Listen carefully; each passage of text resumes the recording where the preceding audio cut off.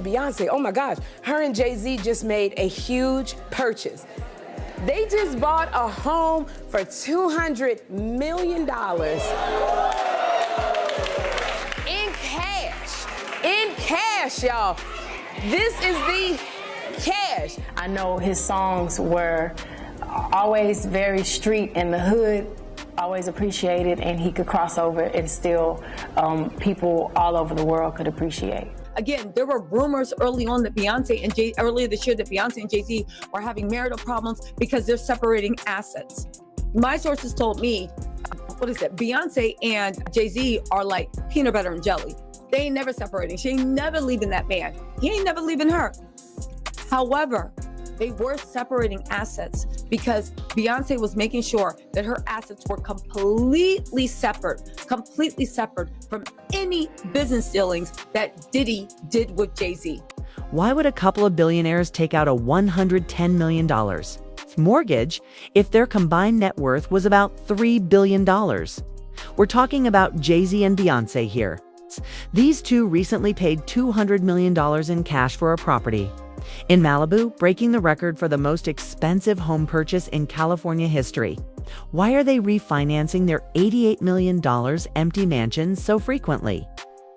When all is said and done, it is evident that this is much more involved than a straightforward mortgage. Let's take a little look back. In 2017, Jay Z and Beyoncé paid $88 million for the Bear Mansion, or did they simply sit on it?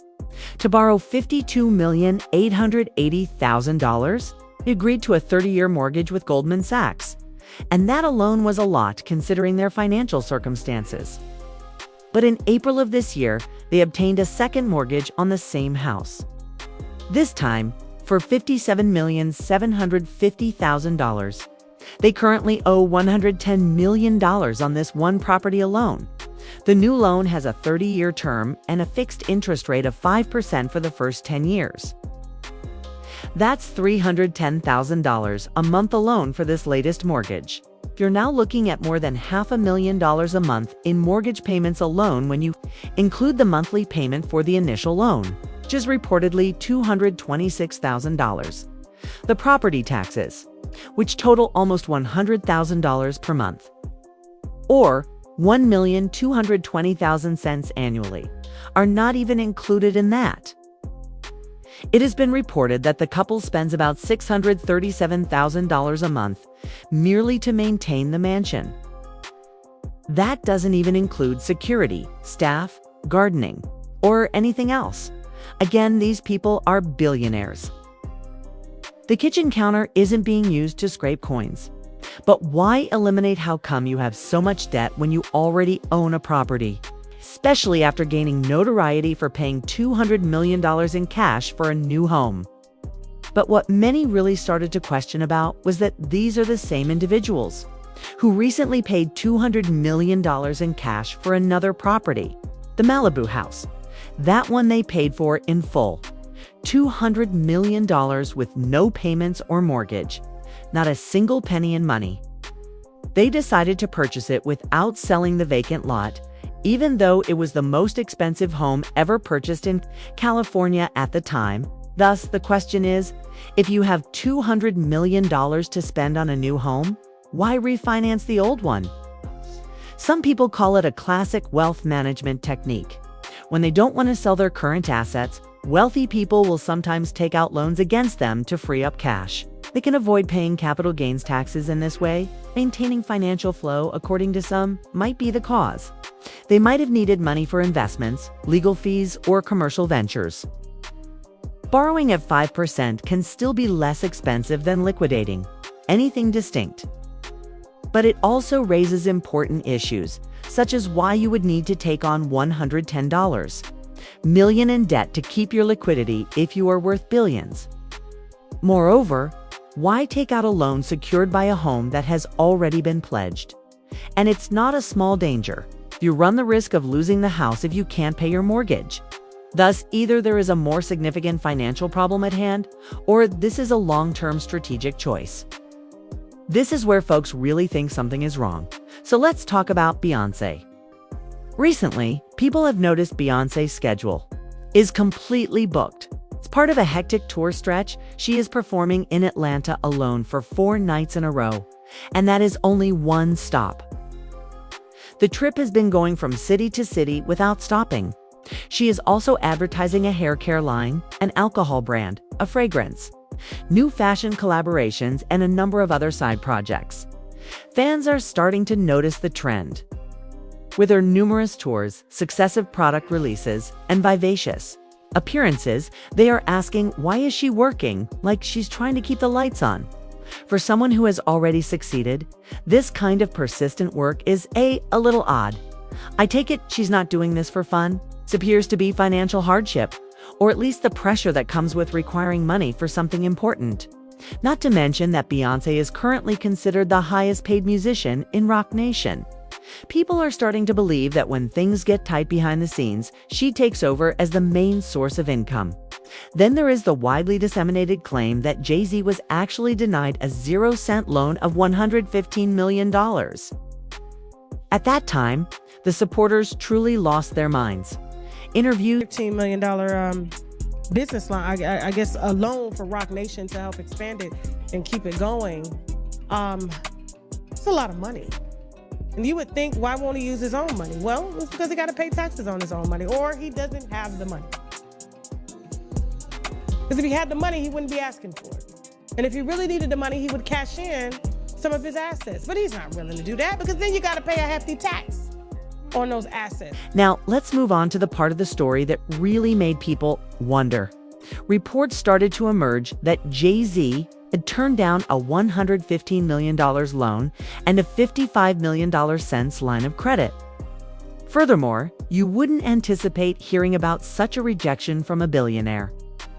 Banks don't just turn away someone with his level of wealth unless they see anything behind the scenes that bothers them. Remember, we have already talked about their $110 million 0-cent loan that is backed by their vacant land.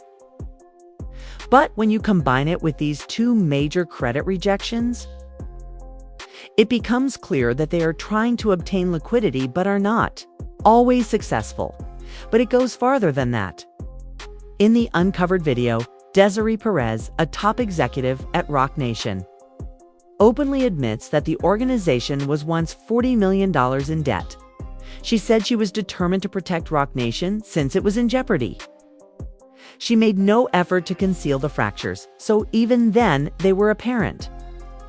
Jay Z then admitted in a conversation that he had lost $20 million because of the case of Busby. That makes a big difference.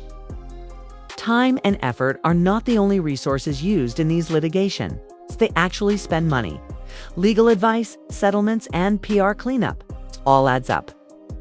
And it's not just one case. Jay Z's name has been gently brought up in relation to a number of scandals, especially due to his relationship with Diddy. If such lawsuits start to connect the connections or assign names, things might become much more problematic, expensive, even though he isn't directly involved. Just having a financial or legal link could cause harm. These denied loans, prior debt disclosures, and high legal fees all start to imply that things are not as stable as we've always believed. I don't think that lawsuits and mortgages are the end of it. Now, many are wondering if this is all a part of a bigger cover-up. One perspective holds that they are using these home equity loans to channel money into other industries. There may be companies, legal fees, or other factors at play. Theoretically, utilizing real estate as collateral may also momentarily hide or obfuscate your other assets. But there's a catch. If you withdraw that much and something goes wrong, like late payments or a court freeze, you could lose the very house you used as security. That's the danger. Some fans claim that Jay and Bey are moving swiftly to resolve the issue before additional lawsuits are brought. Like they were transferring funds should save money instead of spending it, especially because legal matters are expensive and time-consuming. One commenter said, "It's giving bankruptcy prevention mode. There seems to be a problem." "I love Beyoncé, but the hustle is feeling desperate," stated another. "She didn't even tour as extensively when she was at her best." The actual dispute starts at this point. Do they really intend to go bankrupt? Or are they just making smart financial choices that seem careless to others? First of all, remember that someone who can't afford millionaires isn't unable to afford the others. There will be food for them. It may be a sign of tight cash flow or a short-term lack of available capital, even if they still seem to have a lot of assets. Some people view refinancing as straightforward money management since it avoids selling major assets, releases cash without affecting investments, and may even result in tax savings. However, others assert that this appears to be a fear-based reaction. There is real pressure from the law. Based on the rejected loans, lenders might have identified financial risk. Furthermore, Beyoncé's heavy workload could be more than just ambition. It could be a monetary commitment. When you consider everything, including loan rejections, previous debt, rising legal proceedings, home refinances, and Beyoncé's ongoing job, you start to see a pattern. Doesn't say broken, but it does signal financial strain or the potential for worse. And when you add together the increasing number of litigation, loan denials, ongoing labor, and refinances, it does present a picture, doesn't it? Jay Z and Beyoncé bought a $200 million house in California. Yeah. In Malibu. They're saying they paid all cash for it, too. On social media, this one has received a lot of discussion. When the mortgage statistics and loan denials showed up on the timeline, fans didn't hold back and had a lot to say. Remarks like "not Jay-Z having Beyoncé on tour," like "she's paying rent," were common. It's a joke, but it's also kind of serious. When people look at Beyoncé's tour itinerary, they see someone who is carrying a lot, not just artistically. Another admirer remarked, "This feels like a slow-motion financial fire drill that sums up the whole thing's appearance exactly. Consecutive. Refinances, denied loans, expensive purchases, and ongoing hustle. Everything appears to be a mess. Not all bad, though." Some followers are defending the pair, saying things like, "It's just everyone. Good asset management." This is how the rich keep their fortune. It's also true. Taking out loans backed by real estate, managing taxes, and safeguarding investments. All of that is included in strategic wealth play. Many individuals do not believe it, though. When billionaires take out big loans, they believe something is wrong. Because even while these financial choices might seem reasonable on paper, they usually do not lead to credit denial, lines touring all the time, and acknowledging past obligations. In all honesty, I don't think Jay Z and Beyoncé are having financial difficulties. It doesn't seem like that. But I do think they are making some very careful, perhaps fear-based choices to protect what they have constructed. It appears from the lawsuits, losses, loan denials, and public financial pressure that they are attempting to stay ahead of the game, possibly out of fear that there will be more. Share your opinions with me. Are you concerned about these changes in mortgages and business developments, or do you think they make sense? Please share your thoughts in the comments section below. Please click the like button and subscribe if you haven't already. This rabbit hole is only getting started.